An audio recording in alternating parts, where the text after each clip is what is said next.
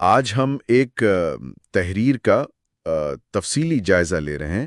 یہ تحریر بھارت میں مسلمانوں کو جو مبینہ طور پر مسائل درپیش ہیں ان پر لکھی گئی ہے، اور خاص طور پر جو بڑھتے ہوئے ظلم و ستم کے واقعات ہیں ان پر گہری تشویش ظاہر کی گئی ہے۔ جی بالکل، اس میں مختلف ذرائع کا حوالہ بھی ہے، اور دیکھیں کہیں گائے کے تحفظ کے نام پر تشدد کا ذکر ہے، کہیں یہ روہنگیا شناخت کی بات ہو رہی ہے۔ ہاں، اور وہ حب الوطنی والا معاملہ بھی کہ کبھی پاکستان جاؤ کہا جا رہا ہے، کبھی سیدھا دہشت گرد کا لیبل لگا کر تشدد کیا جا رہا ہے۔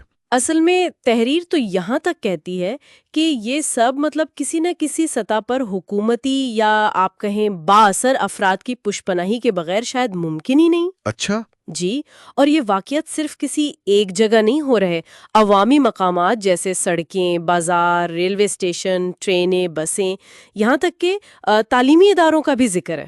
تعلیمی اداروں کا بھی؟ جی ہاں، وہاں بھی مسلمانوں کو پاکستانی، دہشت گرد یا بس ان کی مذہبی شناخت کی وجہ سے ہراساں کرنے کی باتیں لکھی ہیں۔ اور ایک اہم نقطہ یہ بھی اٹھایا گیا ہے کہ اگر کبھی ان مبینہ انتہا پسند عناصر کے خلاف کوئی قانونی کارروائی ہوتی بھی ہے تو وہ اتنی سست ہے کہ نہ ہونے کے برابر ہے۔ تو آئیے ذرا اس میں تھوڑا اور گہرائی میں جائیں۔ یہ تحریر ان واقعات کی نوعیت پر کیا کہتی ہے؟ مطلب صرف تشدد ہی نہیں، یہ گائے والا معاملہ، اس پر خاص زور کیوں؟ دیکھیں، تحریر کے مطابق یہ جو طریقے ہیں نا، گائے کا معاملہ ہو یا روہنگیا شناخت، یہ آج کل کے حالات میں لوگوں کو دوسرا یا غیر بنانے کے بہت طاقتور اوزار بن گئے ہیں۔ یہ پرانی تفریق سے ذرا ہٹ کر ہے، جو موجودہ سماجی اور سیاسی تناؤ ہے نا، یہ اس کو استعمال کرنے کی کوشش ہے۔ تحریر کا زور اسی بات پر ہے کہ یہ کوئی اکا دکا واقعات نہیں، بلکہ ایک بڑا رجحان لگتا ہے جہاں مخصوص شناختوں کو ٹارگٹ کیا جا رہا ہے۔ اور یہ جو عوامی مقامات پر ہراسانی کی بات ہے، کیا تحریر اس کے پیچھے کوئی خاص پیٹرن یا مقصد بتاتی ہے؟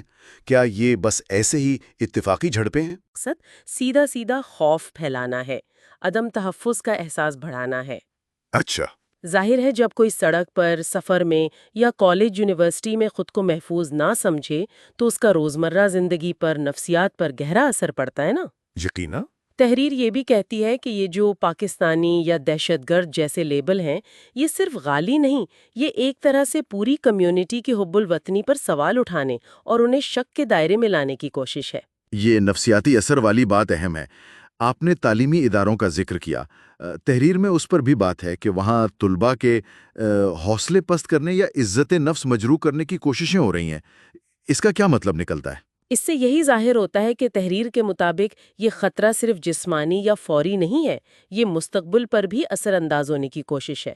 یعنی نوجوان نسل کو ٹارگٹ کرنا۔ بالکل، تعلیمی اداروں میں نوجوان ذہنوں کو نشانہ بنانے کا مطلب ہے کہ آنے والی نسل میں بھی آپ کہیں خوف، احساس کمتری، بے یقینی پیدا کی جائے۔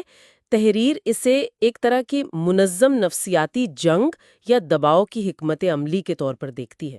اور وہ قانونی کارروائی والی بات جو سست رویہ، عدم موجودگی کا ذکر ہے، اس کی کیا اہمیت ہے تحریر میں؟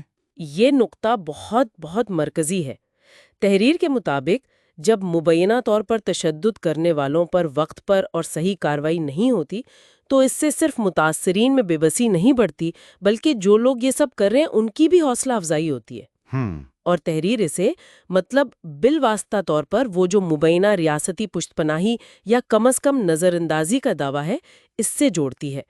دلیل یہ ہے کہ انصاف نہ ملنا بھی ایک طرح سے ایسے رویوں کو نارمل بنانے میں مدد دیتا ہے۔ تو خلاصہ یہ ہوا کہ اس تحریر کے مطابق مسلمانوں میں خوف، بے یقینی اور الگ تھلگ کر دیے جانے کا احساس بڑھ رہا ہے، اور یہ حب الوطنی والے سوالات اور دہشت گردی کے الزامات اسے مزید آپ کہیں پیچیدہ بنا رہے ہیں۔ یہ کہ آخر یہ صورتحال کب تک چلے گی؟ کیا یہ واقعی، جیسا کہ تحریر میں خدشہ ہے، ایک ہندو راشٹر بننے کی طرف پہلا قدم ہے؟ اور سب سے بڑھ کر ایسے مشکل، ناخوشگوار حالات میں مسلمانوں کو کیا کرنا چاہیے؟ ان کا مؤثر رد عمل کیا ہو سکتا ہے؟ تو تحریر ان سوالات کو کھلا چھوڑ دیتی ہے، جواب نہیں دیتی۔ جی ہاں، بالکل۔ اس سے صورتحال کی سنگینی کا اندازہ تو ہوتا ہے، اور یہ قاری کو یا سننے والے کو ان امکانات اور مستقبل کے لاہے عمل پر گہرائی سے سوچنے پر مجبور کرتی ہے۔ بالکل، یہ ہمیں اس نقطے پر چھوڑ جاتی ہے کہ جب کسی کمیونٹی کی بنیادی وفاداری پر ہی سوالیہ نشان لگ جائے اور قانونی راستے بھی صاف نظر نہ آ رہے ہوں، تو پھر آگے کا راستہ کیا ہے؟ یہ واقعی غور طلب سوالات ہیں جو یہ تحریر اٹھاتی ہے۔